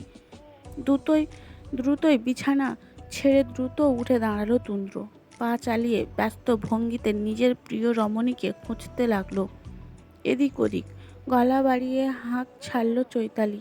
চৈতালি! সারা শব্দ এলো না কোনো। চিন্তায় মাথার রগগুলো যেন ছিঁড়ে যেতে চাইছে তুন্দ্রর। পাগল পাগল লাগছে নিজেকে। ক্রমেই অস্থির হয়ে উঠতে লাগলো সে। এত কিছু করে মেয়েটাকে সে নিয়ে এলো নিজের কাছে, আর সেই মেয়েটাই কি না তাকে ছেড়ে পালিয়ে গেল। তুন্দ্র দৌড়ে এলো ড্রয়িং রুমে। বাড়ি থেকে বাইরে যেতেই উদ্যত হলো সে। বাহিরটা দেখতে হবে, কোন দিকে গেছে মেয়েটা জানতে হবে। কিন্তু সদর দরজার কাছে যেতেই থমকে দাঁড়ালো সে। ভ্রু কুঁচকে এলো তুন্দ্রুর। রান্নাঘর থেকে বাসন কোসনের টুংটাং আওয়াজ হচ্ছে। এই সময়ে আবার রান্নাঘরে কে? বাইরে বেরিয়ে যাওয়ার আগেই রান্নাঘরে উঁকি দিল তুন্দ্র। দেখতে পেল চৈতালি গুজে রান্না করছে। কোমরের ওড়না গুজে চুলগুলো উপরে তুলে বাঁধা। একদম পাক্কা গিন্নির মতো লাগছে যেন মেয়েটিকে। যাক, মেয়েটা তাহলে যায়নি কোথাও, তার কাছেই আছে। সে এতক্ষণ ভুলভাল ভেবেই মাথা খারাপ করছিল। প্রাণে প্রাণে যেন প্রাণ ফিরে পেল তুন্দ্র। স্বস্তির নিঃশ্বাস ফেলল সে। চৈতালির পানে তাকিয়ে বলল, তুমি এখানে? আর আমি সারা বাড়ি তোমাকে খুঁজে বেড়াচ্ছিলাম। তুন্দ্রর কণ্ঠস্বর শুনে পিছন ফিরে তাকালো চৈতালি। এক পলক তার দিকে তাকিয়ে আবার রান্নায় মনোযোগ দিল মেয়েটা। ঠোঁট বাঁকিয়ে হেসে বলল, কেন, ভয় পেয়েছিলেন? ভেবেছিলেন আমি চলে গেছি আপনাকে ছেড়ে? তুন্দ্র পা চালিয়ে একটু এগিয়ে গেল চৈতালির পানে। তার পিছনে দাঁড়িয়ে বলল, অনেকটা তেমনই। কিন্তু তুমি কি করছো এখানে? দেখছেন না রান্না করছি? তা তো দেখছি, কিন্তু কি রান্না করছো? বাড়িতে তো কোনো বাজার করা ছিল না। আর আমিও বাজার করিনি তাহলে। আর গ্যাস সিলিন্ডারও তো ছিল না, পেলে কোথায়? চৈতালি শান্ত দৃষ্টিতে তাকালো তুন্দ্রর পানে। বলল, পাশের বাড়ির মতিন কাকা দিয়ে গেছেন। ভ্রু কুঁচকালো তুন্দ্র। বলল, মতিন কাকা? সে জানলো কিভাবে আমরা এখানে আছি? কাল রাতে নাকি ঘরে বাতি জ্বলছে দেখেছে। আজ আবার রাস্তা দিয়ে যাওয়ার সময় ঘরের জনমানবের টের পেয়ে দেখতে এসেছিলেন আপনারা শহর থেকে ফিরেছেন কিনা। তখনই তাকে দিয়ে বাজার করিয়ে রেখেছি আমি। ও, কিন্তু টাকা কোথায় পেলে? চৈতালি পিছন ঘুরলো। আবারও কাজে হাত লাগিয়ে বলল, আপনার পকেট থেকে নিয়েছি। অবাক হলো তুন্দ্র। তার পকেট থেকে টাকা নিয়েছে চৈতালি? কাল থাকবে না বলে পুরো বাড়ি মাথায় তুলল, আর আজ কিনা পকেটে হাত দিয়ে দিয়েছে। তুন্দ্র আর চোখে তাকালো চৈতালির পানে। বিড়বিড়িয়ে বলল, এখনো মেনেই নিল না, অথচ পকেটের টাকা পকেট কাটা শুরু করে দিয়েছে আমার বউ। ভ্রু কুচকে তুন্দ্রর পানে তাকালো চৈতালি। বলল, কিছু বললেন? মেকি হাসলো তুন্দ্র। বলল, না মানে বাজার করিয়ে রেখে ভালোই করেছো, আমার আর কষ্ট করতে হলো না, এটাই বলছিলাম আর কি। চৈতালি আর পাত্তা দিল না তুন্দ্রর কথায়। সে মনোযোগ দিল রান্নায়। ততক্ষণই শব্দ এলো দরজা ধাক্কানোর। গ্রামের বাড়িতে দরজায় কলিং বেল লাগানো নেই, আবার তাই ধাক্কাধাক্কি একমাত্র ভরসা। কিন্তু এই সময় আবার কে এলো? চৈতালি হাতের কাজগুলো রেখেই এগিয়ে যেতে লাগলো দরজার পানে, কিন্তু যেতেই আর পারল না। তাকে থামিয়ে দিল তুন্দ্র। বলল, তুমি কাজ করো, আমি দেখছি। চৈতালি আর এগুলো না দরজার দিকে। ফিরে এসে রান্নায় কাজ শুরু করলো আবারও। তুন্দ্র লম্বা লম্বা পা ফেলে গেল দরজার কাছে। ডান হাত বাড়িয়ে খুলল দরজাটা। সামনের দিকে তাকাতেই যেন চমকে উঠল সে। দরজার সামনে চৈতালির 5 ভাই, 2 ভাবি, বাবা, এমনকি তুন্দ্রর বাবা মা ভাই ও দাঁড়িয়ে আছে। এ কি, এরা এখানে কেন? আর এরা খবরই বা পেল কিভাবে তুন্দ্র চৈতালিকে নিয়ে এখানেই এসেছে? কলিজার মধ্যে যেন মোচড় দিয়ে উঠল তুন্দ্রর। এরা কি তবে আবারও চৈতালিকে তার কাছ থেকে কেড়ে নিতে এসেছে? হয়তো তাই, নয়তো এদের এভাবে দলবল নিয়ে এখানে আসার আর তো কোনো কারণই সে দেখছে না। তুন্দ্রর চোখ মুখ শুকিয়ে এলো নিমিষেই, থমকে দাঁড়িয়ে রইল ওখানে। এই মুহূর্তে তার ঠিক কী করা উচিত ভেবে পাচ্ছে না কিছুই। মস্তিষ্ক কেমন ফাঁকা ফাঁকা লাগছে। অনেক কষ্টে নিজের বউকে কিডন্যাপ করে তাকে নিজের মনের কথা বলেছে। বউও নরম হয়েছে একটু।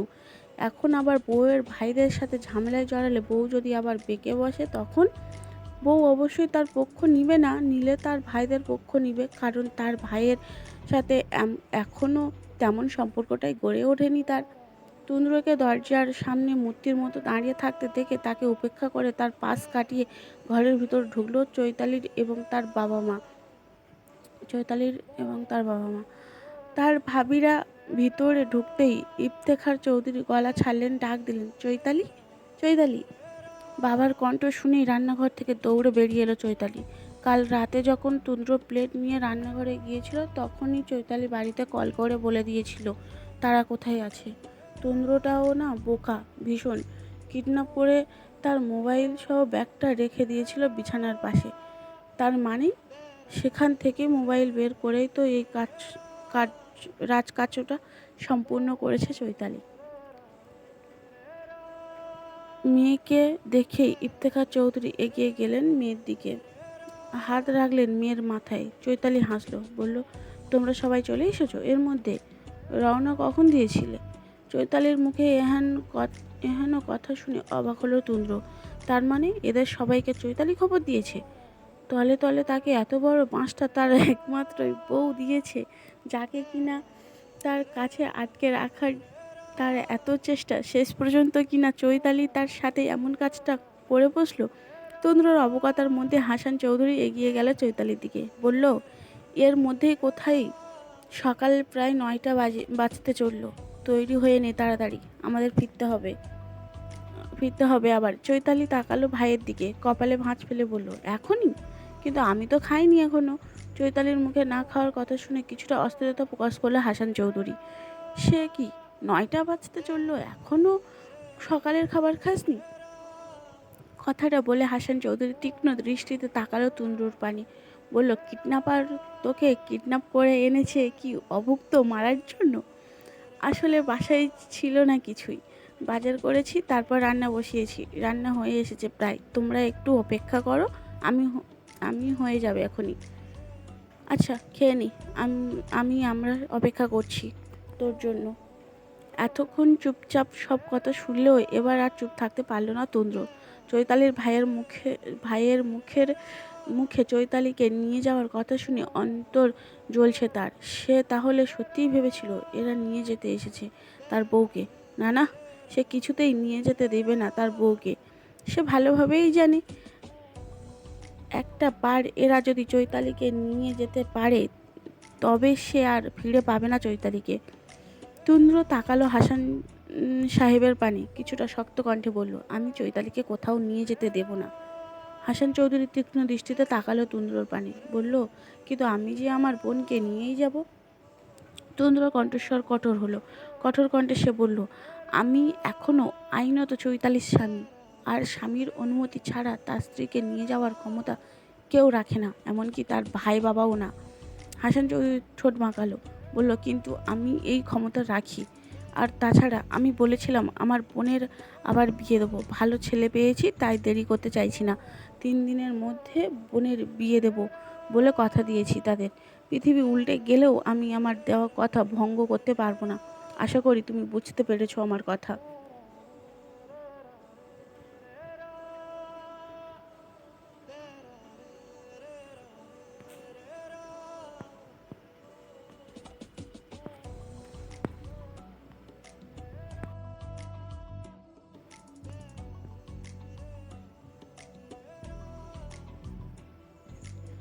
হাসান চৌধুরী ঠোঁট বাঁকালো, বলল, কিন্তু আমি এই ক্ষমতা রাখি। আর তাছাড়া আমি বলেছিলাম আমার বোনের আবার বিয়ে দেবো। ভালো ছেলে পেয়েছি, তাই দেরি করতে চাইছি না। 3 দিনের মধ্যে বোনের বিয়ে দেবো বলে কথা দিয়েছি তাদের। পৃথিবী উল্টে গেলেও আমি আমার দেওয়া কথা ভঙ্গ করতে পারবো না। আশা করি তুমি বুঝতে পারছো আমার কথা। হাসান চৌধুরীর কণ্ঠে এহেন কথা যেন তীব্র বেগে আছড়ে পড়ল তন্দ্রর হৃদয়ে। ক্ষতবিক্ষত হলো তার ভিতরটা। চৈতালির আবার বিয়ে? কিসের বিয়ে? চৈতালি তার, শুধুমাত্র তার, যাকে পেতে সে এত কিছু করলো, শেষে কিডন্যাপারের মতো একটা মারাত্মক কাজ পর্যন্ত করলো, তাকে কিনা এখন বিয়ে দিবে অন্য কারোর সাথে? বললেই হলো নাকি? এত সোজা? তাছাড়া একজন স্বামী বর্তমান থাকতে কোনো মেয়ের আবার বিয়ে বাংলাদেশের কোনো আইনে আছে? কোন আইনে আছে? তুন্দ্র তার স্বামী, আর আজীবন শুধুমাত্র সেই থাকবে চৈতালির স্বামী হিসেবে। এই স্থান আর কাউকে নিতে দিবে না সে। কিছুতেই না। তুন্দ্র কিছুতেই চৈতালিকে নিয়ে যেতে দেবে না তার কাছ থেকে। অন্য কারোর সাথে বিয়ে তো দূরের থাকুক, তাতে যদি তার এই শালা সম্প্রদায়ের সাথে ঝামেলা করতে হয় করবে। সে তবু বউকে নিজের কাছে রেখেই ছাড়বে। মনে মনে সাহস সঞ্চয় করল সে। হাসান চৌধুরীর পানে দৃষ্টি নিক্ষেপ করে শক্ত কণ্ঠে বলল, লজ্জা করছে না আপনার? স্বামী বর্তমান থাকতেও বোনকে আবার অন্যত্র বিয়ে দেওয়ার কথা চিন্তা করছেন? তুন্দ্রর কথাই যেন মজা পেলেন হাসান চৌধুরী। শরীর দুলিয়ে হাসল সে। বলল, আমার লজ্জা শরম বরাবরই একটু কম। তুমি হয়তো জানো না, এই ব্যাপারে আমার বউ একমাত্র ভালোই অবগত। কথাটা বলেই হাসান চৌধুরী তাকালো তার বউয়ের পানে। সাজিয়া বেগমের কান গরম হয়ে উঠল যেন। লজ্জায় মাথা নুয়ে ফেল সে। এই লোকটা আর ভালো হলো না কোনো দিন। এতগুলো মানুষের সামনে এভাবে এই কথা বলার কি প্রয়োজন ছিল? বিশেষ করে বউয়ের নামটা ওঠালেই কি হতো না? হাসান চৌধুরীর কথায় ঠোঁট বাঁকালো তুন্দ্র। ব্যাটা বড়ই সুযোগবাদী। নিজের বউ আর আমার বউ তো বউ নয়। নিজের বউয়ের সামনেই নির্লজ্জ হয়ে অন্যকে বউ ছাড়া করার পায়তারা করছে। বদলোক কোথাকার। তুন্দ্র সরু দৃষ্টিতে তাকালো হাসান চৌধুরীর পানে। বলল, আমি আমার বউকে কোথাও নিয়ে যেতে দেব না। মুখ বাঁকালো হাসান চৌধুরী। বলল, কিন্তু আমি তো আমার বোনকে নিয়ে যাবই, আর 3 দিনের মধ্যে বিয়ে দিয়েও ছাড়বো। এবার আর নিজের মেজাজ ধরে রাখতে পারল না তুন্দ্র। কি তখন থেকে তার বউকে নিয়ে যাওয়ার ষড়যন্ত্র লাগিয়ে রেখেছে। হতে পারে এই ভদ্রলোক চৈতালির ভাই, তাই বলে কি সে মাথা কিনে নিয়েছে নাকি? হাসান চৌধুরী যদি চৈতালির ভাই হয়, সেও চৈতালির স্বামী। আর মেয়েদের বিয়ের পর ভাইয়ের থেকে তার উপরে স্বামীর অধিকারটাই বেশি থাকে। সেদিক থেকে চৈতালির উপরে তার অধিকারটাই বেশি। মনে মনে ফুঁসে উঠল তুন্দ্র। বলল, নিয়ে গিয়ে দেখান তো পারলে। হাসান চৌধুরী হাসলেন। এগিয়ে গেলেন বোনের দিকে। আলতোভাবে বোনের হাতটা ধরে নিলেন। ধরে বললেন, চল তো বোন, দেখি কে আটকায় আমাদের। চৈতালিও বাধ্য মেয়ের মতো সায় দিল ভাইয়ের কথায়। বলল, চলো। তুন্দ্র ভরকে গেল। তার বউও দেখি তার বিপক্ষে। কি সুন্দর! ভাই বলার সাথে সাথে সেও যেতে রাজি হয়ে গেল। তার বউটা এত পাষাণ কেন? একটু কম পাষাণ হলে কি এমন হতো? ফোঁস করে একটা নিঃশ্বাস ছাড়ল তুন্দ্র। পরিস্থিতি হাতের বাইরে চলে যাচ্ছে। না, যে করেই হোক হাসান চৌধুরীকে আটকাতে হবে। তুন্দ্রকে এই বউ যে তাকে ছেড়ে এখনই ভাইদের সাথে নাচতে নাচতে চলে যাবে, তা সে ভালোভাবেই বুঝতে পারছে।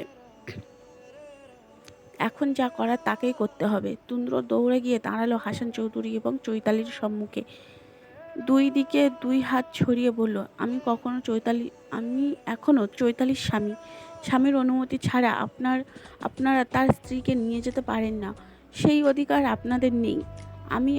আমি আমার স্ত্রীকে কিছুতেই আমার কাছ থেকে নিয়ে যেতে দেব না, কিছুতেই না। হাসান চৌধুরী হাসলেন। হাত উঠিয়ে রাখলেন তুন্দ্রর কাঁধে। বললেন, আজ শুধু আমার বোনকে নিয়ে যাচ্ছি। 3 দিন পর, অর্থাৎ আমার বোনের বিয়ের দিন, তুমি তোমার পুরো পরিবার নিয়ে এসো আমাদের বাড়িতে। তুন্দ্র তীক্ষ্ণ দৃষ্টিতে তাকালো হাসান চৌধুরীর পানে। বলল, কেন? আপনার বোনের বিয়ে খেতে? হাসান চৌধুরী উপরের ঠোঁট দিয়ে কামড়ে ধরলেন নিচের ঠোঁট। ভাবুক ভঙ্গিতে বলল, বিয়ে তো অবশ্যই খাবে। এছাড়াও আমাদের বাড়িতে সেদিন তোমার গুরুত্বপূর্ণ কাজ আছে। তুন্দ্র সন্দিহান দৃষ্টিতে তাকালো হাসান চৌধুরীর পানে। সন্দিহান কণ্ঠেই প্রশ্ন করল, কি? বরের উপস্থিতি? বর না গেলে তো আর বিয়েটাই হবে না, তাই না? মানে? বিষয়টা আমরা তোমার সাথে ঠিক করেছি। মানে বিয়েটা আমরা তোমার সাথেই ঠিক করেছি। তুন্দ্র চমকালো, থমকে গেল যেন। বিস্ফোরিত দৃষ্টিতে তাকালো হাসান চৌধুরীর দিকে। কি বলছে হাসান চৌধুরী? নিজের কানকে যেন বিশ্বাস করতে পারছে না সে। এর মানে কি সবাই ক্ষমা করে দিয়েছে তাকে, মেনে নিয়েছে এখন? আর হাসান চৌধুরী এতক্ষণ যে বলল ভালো ছেলে পেয়েছে, সেই ছেলেও সে নিজেই? তার মানে চৈতালিকে তার সাথেই বিয়ে দেওয়া হবে? মেয়েটাকে হারিয়ে ফেলতে হবে না তাকে? হৃদয়ের মুহূর্তেই ডানা মেলতে শুরু করলো অজস্র প্রশ্নের, অজস্র বাক্যের। তুন্দ্রকে এভাবে থমকে দাঁড়িয়ে থাকতে দেখে হাসান চৌধুরী আবারও মুখ খুলল, বলল, বাবা আমাকে সব বলেছে। তুমি ভুল করেছো অবশ্যই, তবে না জেনে সবটা শুনে আমার বোন মনে হলো তোমাকে আর একটা সুযোগ দেওয়া উচিত আমাদের। তাই আমার আর তোমার পরিবার মিলেই তোমাদের বিয়ের আয়োজন করেছি আবার। তোমাদের আগের বিয়ের 6 মাস পূর্ণ হয়েছে এমনিতেইও। এই সময়টাতে আমাদের বোনকে তোমার হাতে তুলে দেওয়ার কথা ছিল, কিন্তু মাঝখানে এই ডিভোর্স ঝামেলায় সবটা ঘেঁটে গেছে। তাছাড়া তোমাদের ডিভোর্স না হলেও দুজনেই সই করেছিলে ডিভোর্স পেপারে। মনের দিক থেকে তখন দুজনকে ডিভোর্স দিয়ে দিয়েছিলে। তাই ভাবলাম তোমাদের আর একবার বিয়ে দেওয়া প্রয়োজন, অন্তত এই ডিভোর্সের সইটাকে ধুয়ে দিতে। একটু থামলো হাসান চৌধুরী, আবার বলল, সুযোগ দিয়েছি, সুযোগের সদ্ব্যবহার করো। আমার বোনকে ভালো রাখার চেষ্টা করো সব সময়। ওর চোখ থেকে এক ফোঁটা পানি ঝরলেও আমি কিন্তু তোমাকে ছাড়বো না, বলে দিলাম। সবটা শুনে একটা স্বস্তির নিঃশ্বাস ফেলল তুন্দ্র। এতক্ষণ সে যেটা ভাবছিল অন্তত সেটা নয়। তার বউ তাড়ি আছে ভেবেই মনে শান্তি লাগছে। যাক, অবশেষে সবাই তাকে বুঝলো, মেনে তো নিল, তাতেই হবে। তুন্দ্র তাকালো হাসান চৌধুরীর পানে, শান্ত কণ্ঠে বলল, একবার যে ভুল আমি করেছি, দ্বিতীয়বার সে ভুল আর আমি করব না, ইনশাল্লাহ। সময় বহমান, সে বয়ে চলেছে নিজের গতিতে। দেখতে দেখতে এরই মধ্যে কেটে গেল 3টা দিন। ঘনিয়ে এলো তুন্দ্র এবং চৈতালির বিয়ের দিন। চৈতালির বিয়ের উপলক্ষে চৌধুরী বাড়িতে বিশাল আয়োজন করা হয়েছে। আজ 5টা না 10টা না, একটা মাত্র মেয়ে চৈতালি। তার বিয়েতে এইটুকু আয়োজন যদি না করা হয় তাহলে কি আর হয় নাকি? লাল নীল মরিচবাতির আলোয় ঝিকিমিকি করছে চারিদিক। সারা বাড়িতে আত্মীয় স্বজন যেন গিজগিজ করছে। সাউন্ড বক্সে গান বাজছে উচ্চস্বরে। তুন্দ্রের বাড়ি তুন্দ্রের তুন্দ্রদের বাড়ি থেকে বিশাল এক বরযাত্রী এসে প্রায় ঘণ্টাখানেক ধরে গেটের কাছে যুদ্ধ করে মাত্রই প্রবেশ করেছে ভিতরে। বরবেশে সজ্জিত তুন্দ্রকে বসানো হয়েছে তার বরাদ্দকৃত সিংহাসনে। তার পাশে স্থান দেওয়া হয়েছে চৈতালিকে। তুন্দ্র আর চোখে তাকালো চৈতালির পানে। লাল শাড়িতে কোনো অপ্সরীর থেকে কম লাগছে না মেয়েটাকে। তার উপরে পার্লার থেকে সাজানো হয়েছে মেয়েটাকে। তুন্দ্রর কাছে আর চৈতালিকে পুতুল পুতুল মনে হচ্ছে যেন। ইচ্ছে করছে দু চোখ ভরে মেয়েটাকে দেখতে, আশেপাশে সব কিছু উপেক্ষা করে তার দিকে তাকিয়ে থাকতে, কিন্তু তাও পারছে না। আশেপাশে যে জনমানবের ছড়াছড়ি, এত মানুষের মধ্যে বউয়ের পানে তাকিয়ে থাকা মানেই লজ্জায় পড়া। খানিক বাদেই তাদের সম্মুখে বসানো হলো আর একজন লোককে। মধ্যবয়স্ক সে লোক, মুখ ভর্তি তার দাড়ি। তুন্দ্র বা চৈতালি কারোরই বুঝতে বাকি রইল না ইনিই কাজী।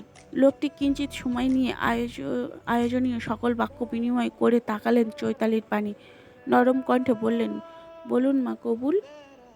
চৈতালি সময় নিল একটু, ঘাড় ঘুরিয়ে একবার তাকালো বাবা ভাইয়ের পানে। তাদের অভয় পেয়ে শান্ত কণ্ঠে থেমে থেমে বলল, কবুল কবুল কবুল। সাথে সাথে চারিদিকে প্রতিধ্বনি হলো আলহামদুলিল্লাহ শব্দটা। অতঃপর কাজী সাহেব ফিরে তাকালেন তুন্দ্রর পানে, তাকেও একইভাবে কবুল বললেন। একটু সময় নিল তুন্দ্র, ভেঙে ভেঙে বলল, কবুল কবুল কবুল। এত বাধা বিঘ্নকে পার করে অবশেষে আবারও বিবাহ বন্ধনে আবদ্ধ হলো তুন্দ্র এবং চৈতালি। অবশেষে তারা দুজনের হলো। মন থেকে মুছে গেল হারানোর ভয়। রাত গড়িয়েছে কিছুটা, তবে আজ বাহিরটা আঁধারে ঢেকে ফেলতে পারেনি। চাঁদের মিষ্টি আলোয় আজ ভরে গেছে চারপাশটা। জ্যোৎস্না রাতগুলো গোল থালার মতো একটা সুন্দর চাঁদ জায়গা করে নিয়েছে আকাশে। চৈতালির মাথায় এক হাত ঘোমটা টেনে বসে আছে বাসর ঘরে। ঘরের চারিদিকে থেকে ফুলের একটি মিষ্টি সুগন্ধ এসে বাড়ি খাচ্ছে তার নাসিকা গহ্বরে। হৃদয় কেঁপে উঠেছে যেন তার। অজানা এক শিহরণে ঠান্ডা হয়ে যাচ্ছে হাত পা। তার আর তুন্দ্রের বিয়েটা আগে হলেও বাসর তো এই প্রথম। তাইও তাই এই অনুভূতিটাও প্রথম। আচ্ছা, তুন্দ্র ঘরে এসে কি করবে? মানুষটা তো এমনিতেই পাগলাটে ধাঁচের। এই কয়দিনে সে অন্তত এই কথাটা বেশ ভালোভাবেই বুঝেছে। আচ্ছা, তার স্বামীর সাথে প্রথম রাতটা কেমন যাবে? অন্য সাধারণ বাসর রাতের মতো? সেও কি আজ শিখতে হবে স্বামীর ভালোবাসায়? ভাবতেই লজ্জায় লাল হয়ে উঠল চৈতালির মুখখানা। মাথায় চাপানো ঘোমটাটা টেনে আর একটু নিচে নামালো। তার হাজারো জল্পনা কল্পনার মধ্যে ঘরের দরজাটা খট করে ভিতরে ঢুকলো তুন্দ্র। চৈতালির পানে একবার শান্ত দৃষ্টি নিক্ষেপ করেই দরজাটা বন্ধ করে দিল সে। কেঁপে উঠল চৈতালি। মনে পড়ল ভাবিদের শেখানো কথা। ভাবিরা পই পই করে বলে দিয়েছে বর বাসর ঘরে আসার সাথেই তাকে সালাম করতে। নিজের ভীষণ অপ্রস্তুততা লাগছে চৈতালির। হৃদয় যন্ত্রের গতি বেড়ে যাচ্ছে তীব্রভাবে। গলা যেন শুকিয়ে আসছে তার। নিজেকে ধাতস্থ করে চৈতালি একটু সামান্য একটু সালামি তো, এখানেই এত ভয় কিসের? মনের কোণে একটু সাহস সঞ্চয় করে বিছানা থেকে উঠে দাঁড়ালো চৈতালি। একটু ঝুঁকে পা ছুঁতে গেলেই তুন্দ্র তুন্দ্রর সাথেই লাফিয়ে উঠল সে। লাফিয়ে কিঞ্চিত দূরে সরে গেল। হতবাক কণ্ঠেই বলল, এ কি করছো তুমি? কি করছো? চৈতালি চৈতালি তুন্দ্রর পাশ থেকে উঠে দাঁড়ালো, মাথা নুইয়ে রেখেই বলল, সালাম। ভাবিরা শিখিয়ে দিয়েছিল বর বাসর ঘরে ঢুকলেই সালাম করতে। ঠোঁট কামড়ে হাসল তুন্দ্র। দুই হাত বাড়িয়ে আলতোভাবে টেনে তুলল চৈতালির ঘোমটাটা। দুষ্টুমির স্বরে বলল, আর কিছু শিখিয়ে দেয়নি তোমার ভাবিরা? মুহূর্তে রক্তিম আভা ছড়িয়ে পড়ল চৈতালির মুখ জুড়ে। ভাবিরা যে কত কিছু শিখিয়েছে তা মনে উঠলেই তো আর লজ্জায় মাটির সাথে মিশে যেতে ইচ্ছে হয়। তুন্দ্র তাকালো চৈতালির রক্তিম মুখ পানে। বুঝলো লজ্জা পেয়েছে মেয়েটা। এক হাত বাড়িয়ে সে আগলে নিল চৈতালিকে, ঠাঁই দিল নিজের বুকের মধ্যখানে। বলল, চলো না আবার নতুন করে শুরু করি। কথাটা শেষ করে একটু থামল তুন্দ্র। একটু ঝুঁকে ঠোঁট ছোঁয়ালো চৈতালির মাথায়। শীতল কণ্ঠে বলল, ভালোবাসি বউ। চৈতালি মুখ গুজল তুন্দ্রর বুকে। লজ্জালু ভঙ্গিতে বলল, আমিও ভালোবাসি।